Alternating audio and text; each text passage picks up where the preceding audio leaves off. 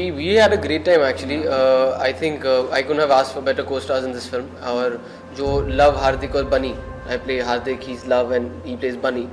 इन तीनों की केमिस्ट्री जितनी स्क्रिप्ट में लिखी गई थी, आई थिंक इम्प्रोवाइजेशंस करके और एक दूसरे के साथ टाइम स्पेंड करके we had a great time and I think our directors are happy with what they saw. और अब यही आशा करते हैं कि लोगों को भी इस केमिस्ट्री में मजा आए. एक मोन्टाज जहाँ पर हम गोवा में जा रहे हैं, स्कूटर पे हैं, समुंदर में हैं. दैट्स एक्चुअली 2 दिन जब हमने सिर्फ 2 छोटे कैमरास लेके हमने घूमा गोवा में, पार्टी किया, तो वो एक्चुअली मूवी का शूटिंग नहीं था, हमने बस मस्ती की कैमरास ऑन थे. So that's the kind of vibe it was. ये पोस्टर में आप देखिए कि इस फिल्म में जो सबसे बड़ा सवाल इन लोगों के, तीनों लड़कों के पास आता है, वो ये है कि ये ज़ॉम्बीज़ मरते ही नहीं हैं. ये हमें खाना चाहते हैं लेकिन हमारे से मर नहीं रहे. और फिर सैफ का कैरेक्टर आता है और हमें बताते हैं कि ये किस तरह से मारे जाते हैं. सो उसकी एक झलक है. दोनों मामले में इक्वली जेनरस है. आई थिंक वो इतने बड़े स्टार हैं, सुपरस्टार है, तो उनको ये फिल्म करने की ज़रूरत ही नहीं, लेकिन उन्होंने एक्सपेरिमेंट किया और ऑलमोस्ट ये एटीट्यूड अपनाया कि चलो इस पे पैकिंग डालते हैं और मस्ती करते हैं. So both as an actor और एज एन प्रोड्यूसर जब वो सेट पे पहुंचे तो मस्ती का वाइब था. तो भी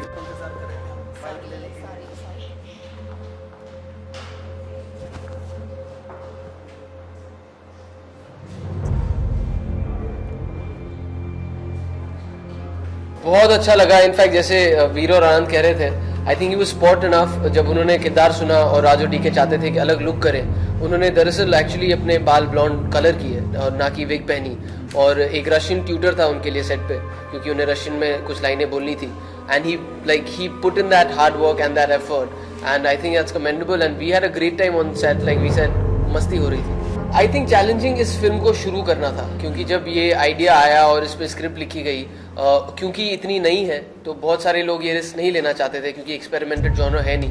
पहली बार हम एक तो ज़ॉम्बीज़ लेकर आ रहे हैं और एक ऐसे जॉनर को एक्सपेरिमेंट कर रहे हैं जहाँ पे हॉरर और कॉमेडी को मिक्स किया गया है. ये डेंजर बता नहीं. ये एग्जैक्टली यही आपने ये ट्रेलर में हमने लाइन डाली है, क्योंकि हम जानते हैं कि बहुत सारे लोग हैं हमारे देश में जिन्होंने ये फिल्में नहीं देखी हैं, लेकिन ये ज़ॉम्बीज़ क्या होते हैं, कैसे ऐसे हो जाते हैं और उनके साथ क्या किया जाए, ये सारे सवालात के उत्तर इस फिल्म में दिए गए हैं. तो शुरुआत में नर्वस थी, but then Raju D K are very like nice and gentle directors. They would never yell at you or nothing. So and then obviously it's a funny film, so you know the script is funny, पूरा set का माहौल funny है, तो it turn out a lot of fun on the set. So ऐसा nervousness नहीं था. बहुत ही interesting sound track है. सचिन जिगर ने इस फिल्म का म्यूजिक किया है और मुझे सभी गाने बहुत पसंद हैं, क्योंकि जिस तरह की ये नई फिल्म है उसी तरह से उन्होंने एक नए साउंड्स के साथ एक्सपेरिमेंट किया है. लिरिकली भी फिल्म की थीम को ध्यान में रखकर थोड़े फनी और ज़ॉम्बीज़ को ध्यान में रखते हुए लिरिक्स कुछ डाले गए हैं. इसीलिए अगर आप देखेंगे जो पहला गाना है उसका नाम है स्लोली स्लोली, और सारे ज़ॉम्बी स्लोली स्लोली चलते हैं. एक और गाना है मंडे सॉन्ग, जिसका नाम एक्चुअली खून चूस ले है, क्योंकि ज़ॉम्बीज़ खून चूसते हैं. और एक और गाना है बाबा जी की बूटी, क्योंकि ये लोग दवाइयाँ काफ़ी लेते हैं.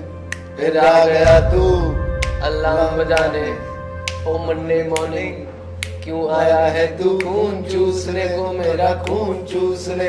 अरे खूनी मंडे तू मेरा खून चूस ले.